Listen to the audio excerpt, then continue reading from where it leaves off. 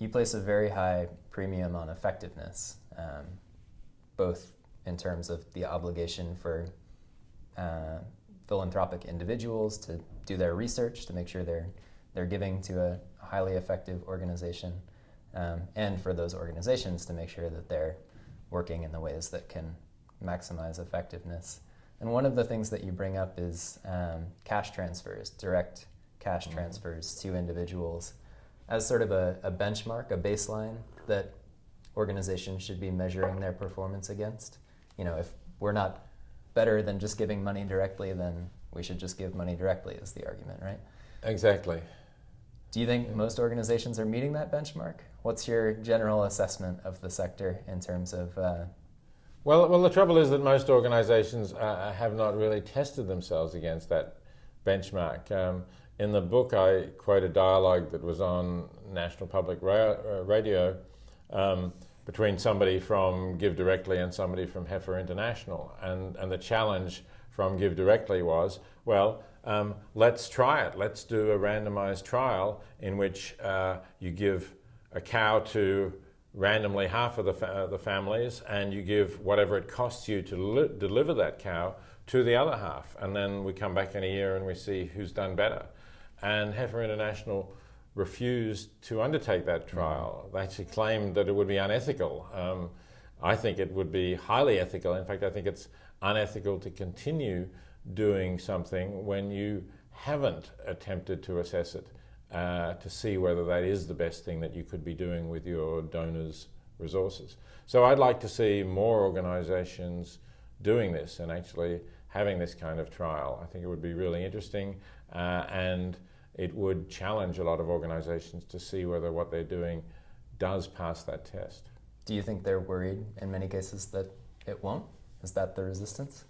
I'm sure that some of them are worried that it won't. I mean, some of them would say, with some legitimacy, well, what we're into is much more long-run things, right? If we're into education, we're into educating girls, for example, and we want to see what impact that has on their families, on the number of children they have, on how healthy their children are.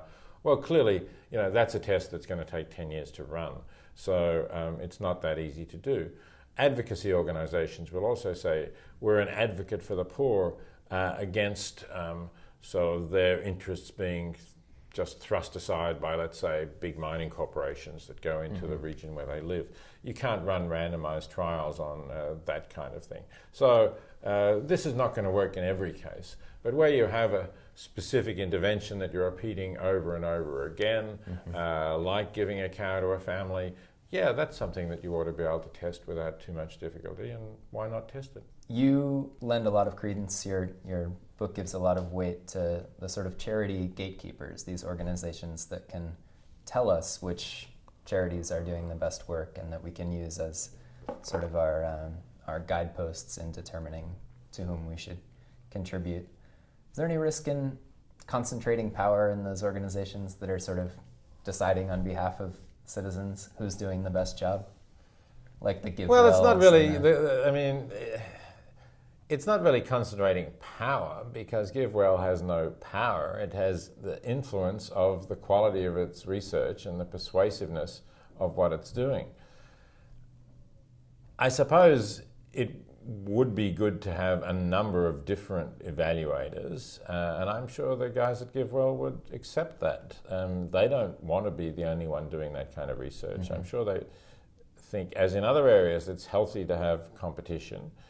There are other places you can go for recommendations. The organisation that I founded, The Life You Can Save, has recommendations which to some extent draw on GiveWell's research, but are somewhat broader in the criteria that they accept. Giving What We Can has recommendations. I'd like to see more of this. But on the whole, I think the idea that there are places the public can go to for solid research that doesn't only tell you the percentage of revenue that's spent on administration or something like that, which is not a helpful figure except in very extreme cases.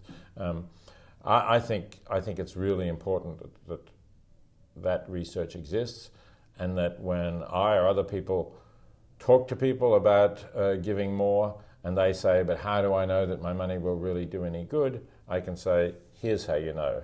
Here's a completely independent body that employs very good researchers who've done very thorough analysis. They've checked hundreds of organizations. These are their top recommendations. You can be highly confident that those are really good organizations.